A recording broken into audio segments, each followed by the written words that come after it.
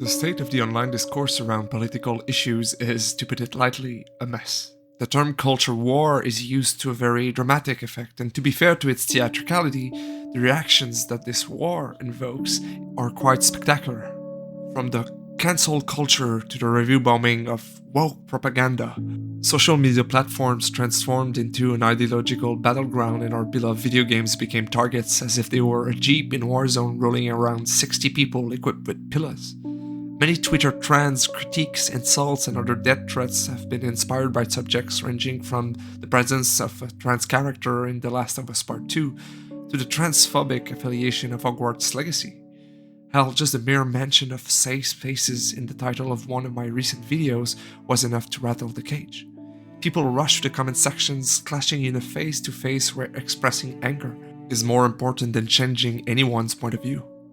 And I will solve this issue with one video. Of course not, but if I could at least manage to have the best comment section on YouTube where people express their ideas and emotions in a well-behaved manner, that would already be something of great value.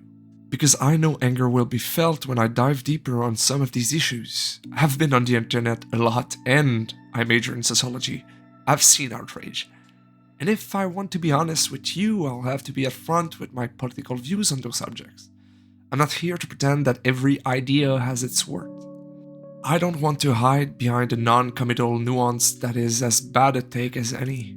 Nuance is there to warn us of shortcuts, not to become one. But I assure you that I'll try to be fair to those who disagree with me and not create a caricature of who they are.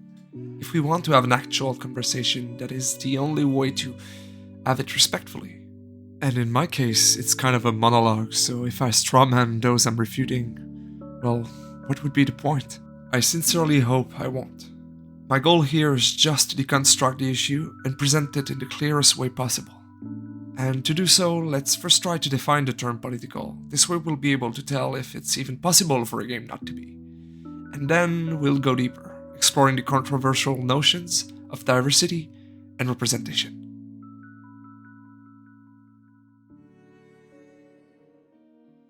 When we say that games are political, we usually don't talk about democracies or elections. I've not seen anyone pissed in a comment section about a game misrepresenting the intricacies of the Supreme Court. When we talk about art being political, it's all about that one big question. How should we live together?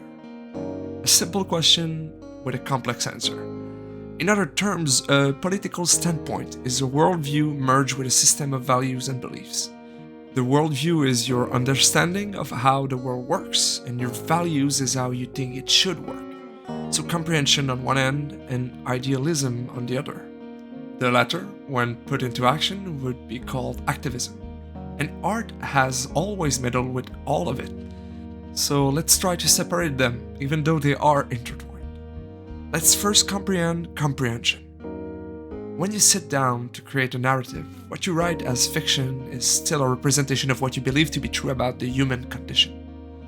Dramatic work is just about creating hypothetical situations where we can project ourselves through the characters, either by feeling akin to them or, at the contrary, by being repulsed.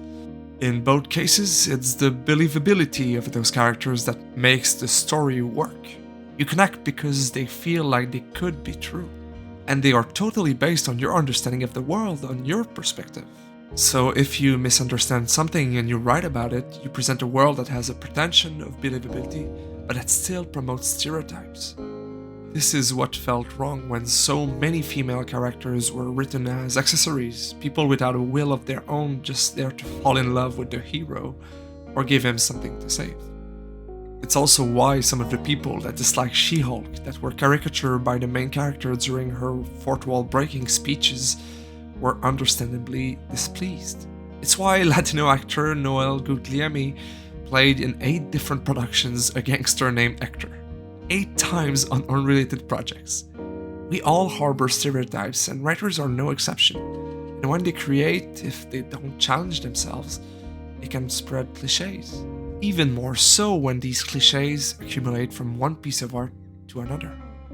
And when it happens, when you recognize yourself in a character and they end up being depicted poorly, it feels like you are being portrayed without being fully seen.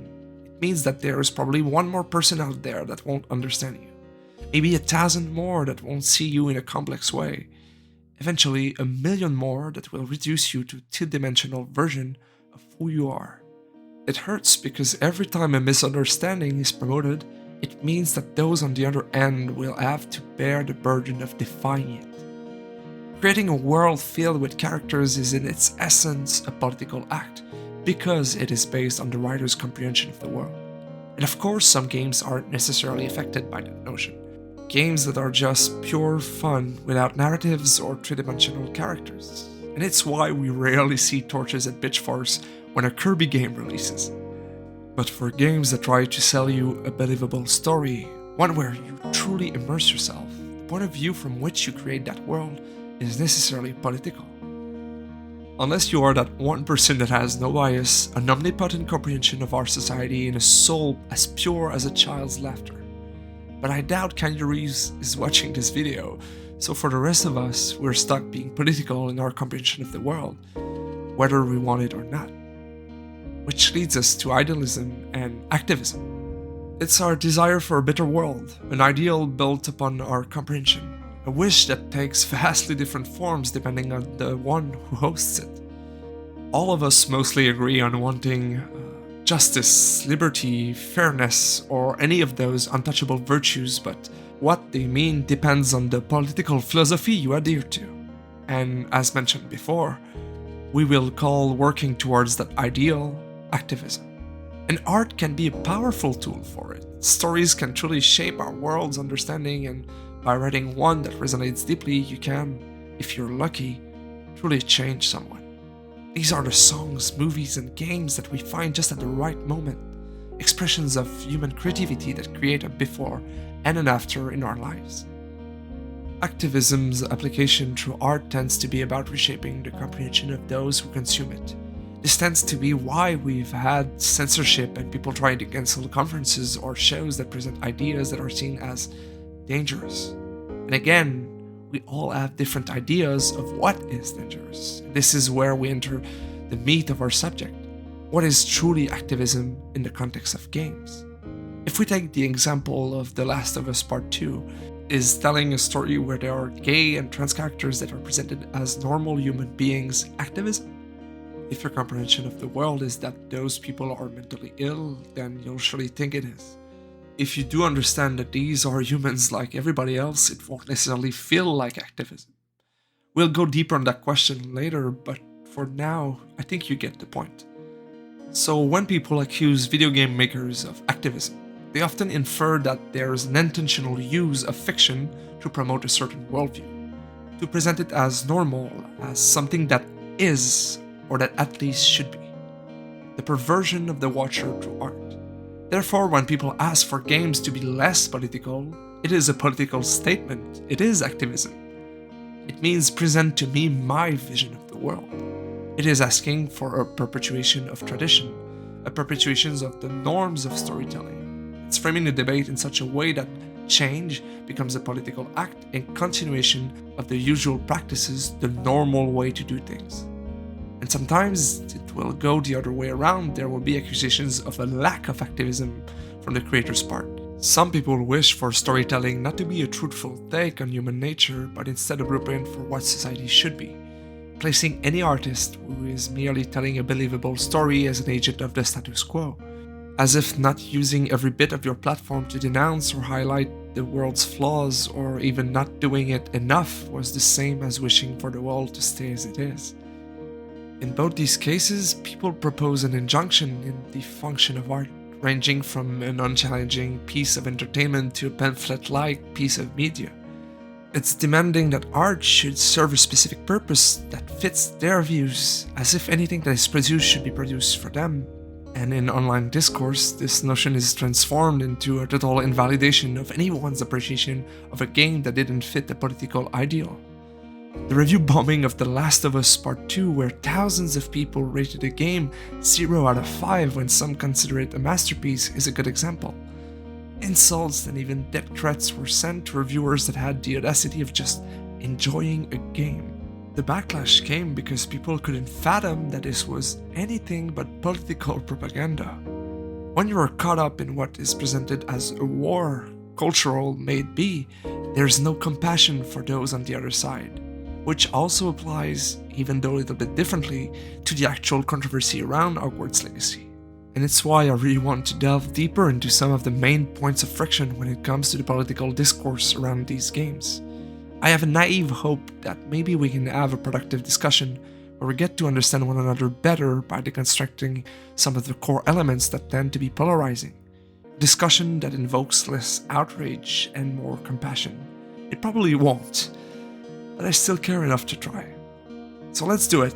Let's finally get to the opinionated part where I talk about diversity and representation.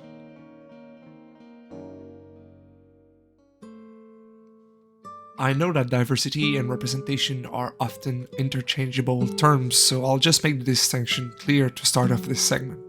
For this video, we will define diversity by who is depicted in the media, and representation by how they are depicted.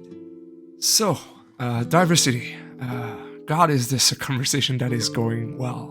There's a lot of blatant racism, sexism, homophobia, and all other kinds of bigotry that won't be worth mentioning here. Not because they don't matter, they are very problematic, but because I don't think I'll get to change over a video people who think that, for example, women truly are inferior to men. It's an issue, but one I don't think you can solve without many in-person discussions. So, setting the whole "some people are inferior to others" mantra aside, what is the discourse around diversity in video games? In general, the biggest argument against diversity is that it's forced, that the reason for the presence of a character is just to justify a quota so the creators can feel good about themselves and pander to those who adhere to progressive notions of identity. And by the way, this critique is made by both sides. When it's right-leaning, it's called forced diversity, and when it comes from the left, it's called tokenism, which is the PR equivalent of "I'm not racist, I have a black friend." And if you've seen my last video, you know I do believe that most companies don't really have values that they uphold. They have talking points to sell more products. So it is fair to say that not every character coming from the vast notion of diversity is there as a pure expression of the artist's creativity. That being said, is it necessarily bad because it's forced? To answer that question, let's just first state the obvious. The face of video games has been quite monotonic for a long time. The heroic white man, sometimes the heroic white teen, was and still is the classic figure for a protagonist in our medium. Let's just say that Troy Baker won't have a hard time finding work. It does not mean that they are bad characters, but just in terms of fact, we can't deny that they represent the vast majority of what's out there. If it was purely random, we would certainly have something closer to 50% of women, even in specific settings where there wouldn't be any characters of color, for example. But it's not random. It's biased. As we stated earlier, our worldview is shaped by what we've absorbed from our environment, by our perspective, and we tend to recreate what we've already seen. The more something embeds itself in the culture, the more it's part of our common imagination. And the more it is, the higher the chance it will inspire any other creative work. And so spins the wheel, and that's without taking into account the very intentional input of the suits behind some projects that just clearly state that they want a straight white man as a protagonist because they think it's the best way to sell their product. Culture recreates itself in a fascinating way, and video games are definitely a very potent example of that. All of this to say that if we want to have a notion of forced diversity, we should understand it is in opposition to a forced conformity. Making creators aware of their blind spots and inciting them to include a broader spectrum of characters is not this social justice warrior invasion of our medium. It's just recognizing that there is a biased behavior and then acting on that realization. And I hear the question, but why? What's the point? Why should we represent diversity? Well, because if seeing yourself on screen is a powerful experience, noticing your absence from it can also have a very powerful impact, just in the opposite way. Art and storytelling in general help us find our way to the world. They give us experiences we can relate to and integrate into our lives. Imagine how you'd feel if you were never depicted, if no one in art looked like you. If these worlds made of someone's imagination where everything is possible never included you, what does it say? The exclusion seems intentional and it feels like you don't really belong, right? It's not like you are picked last at dodgeball. You are not picked at all. In terms of rejection, it's hard to find worse. So to the question, what's the point, I answer, so that art can do what it does best. Nurture people, accompany them, make them feel seen, understood. All of that for everyone. It's as simple as that.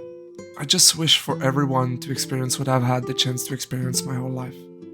Now, there's the occasional outrage around race swapping, which is quite rare in video games, mostly because it's rare to portray real people in games. So it's mostly pointed at the idea that certain fictional characters should be of a certain race. When they are not, it's an attack to that work's integrity. The latest incarnation of that issue is Angerboda from God of War. There was backlash because a giant was portrayed as a black character. And it's funny to me because why not? I get that there's one mention of her being pale-skinned in a Norse poem, but this is not the only discrepancy in Santa Monica's take on this mythology or the Greek one. They've had their fair share of interpretation, to my greatest enjoyment, might I say. But the one that gets people riled up is when race is involved. This doesn't mean that any games, movies, or shows in which race swapping is present are good, but it is not bad because of race swapping. It's bad because of poor writing. In works of fiction where we do not depict real people, that's all it is, writing. So the race swapping element is kind of a weird part of the critique, because if the writing is good, then what's the issue? If the writing's bad, then that's the issue. The whole talk about race in the critique is unnecessary. And even in cases where it's about a real time period, like Battlefield 5, which is set during World War I, then it's a question of tone. Is it an historic piece or a work of art inspired by this period?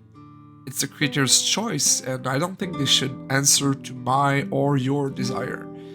If they feel like making an historic piece, then I'm all in for the accurate depiction where there are no women on the battlefield. But if it's not the tone they are looking to convey, then what's to be angry about? I mean, we're talking about a game where you get to do this.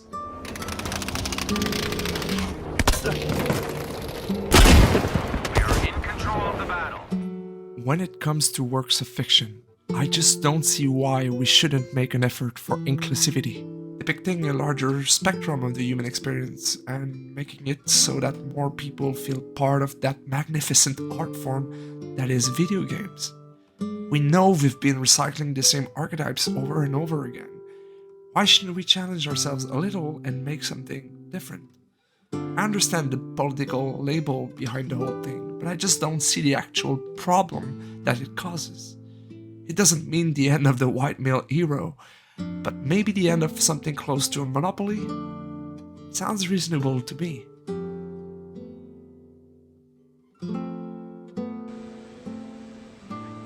Hi there, Xantia from Kieran Tor.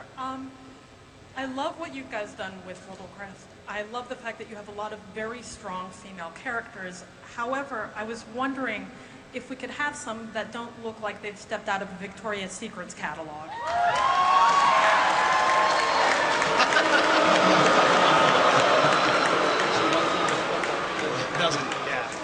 What do you mean? Wait. Which catalog would you like them to step out of? This segment won't be long because, well, I think this clip speaks for itself. It's not only about presenting a wider cast of characters, it's also about how you present them. The depiction of women is a good example in that regard. Their repeated sexualization for the sake of appealing to a certain vision of the male audience over the years, also called male gaze, surely didn't help the integration of women in gaming, for the gamers and the artists behind the games. This being said, I think we've come a long way, and even though we still see it to this day, it has greatly improved and it would be unfair to not recognize it. And sexuality is not bad, it's an important part of the human experience, and games should have the same legitimacy as other art forms to treat these subjects. Sexualization, though, is the process in which you add a sexual or pornographic quality to some elements of the game in a way that doesn't serve the tone or the writing. And we've seen sex without sexualization. Cyberpunk has some great content with good characters that come from a futuristic strip club. The writing is on point and it never feels like fan service because they treated it truthfully. But when you see a WoW armor set, well, let's just say that it's as thin as Bobby Kotick's conscience. There's that and the usual issue of relegating female characters to the role of damsel in distress or love interests. Again, not always bad when it's done, it's just the consistency with which women are relegated to those roles and not others that is the issue. As per usual in social phenomenon, it's not the individual case that is problematic, but its constant repetition. It all goes back to the first point made in this video, your comprehension of the world. If this is what you think women are, then writing them in such a way is a political act. Writing about anyone based on unchallenged stereotypes can be damaging, and I think the example of women in games is one that is so blatant that it can't be denied. They often feel like they are unfleshed, condemned to the superficial understanding of their writers. It's why I often use the phrasing writing truthfully, writing in such a way that you can feel that those fictional characters could be true. You could meet them if only you shared that world of theirs. And when you don't understand someone as a complex human just in a different situation than yours, then it won't feel true except for those who hold the same stereotypes. And so female characters often end up confined to a comprehension of them that could be called the woman, am I right? mentality. Writing truthfully is all about allowing the same complexity to the characters with whom you don't necessarily share the same experience as those who've had the life closer to yours. In the immortal words of George R.R. Martin. You know, I've always considered women to be people.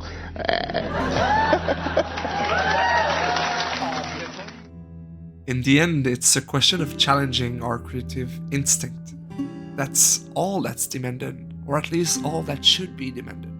I do not believe that games should necessarily make a clear point about a social issue, mostly because I think that writing truthfully about anyone will reveal something of substance about the human condition. I don't think you have to be obvious in narrative art forms to get a point across. It's why I will always defend the right of creators to tackle the subjects that matter to them as long as they do it truthfully. Is this world and the persons inhabiting it true to the human experience? If yes, go ahead. I will fight any attempt to censor artistic work, maybe from conservatives or progressives. And I clearly belong to the latter, at least in its philosophy, but I certainly do not recognize myself in the state of the discourse online. At its core, all of this outrage is the same. Both sides. People pissed about cancel culture engage in the exact same thing when they review bomb a game with ridiculous scores when sometimes they didn't even play the game. People angered by the lack of empathy of the majority group towards minorities will deny and render invalid almost any pain expressed by their ideological opponents.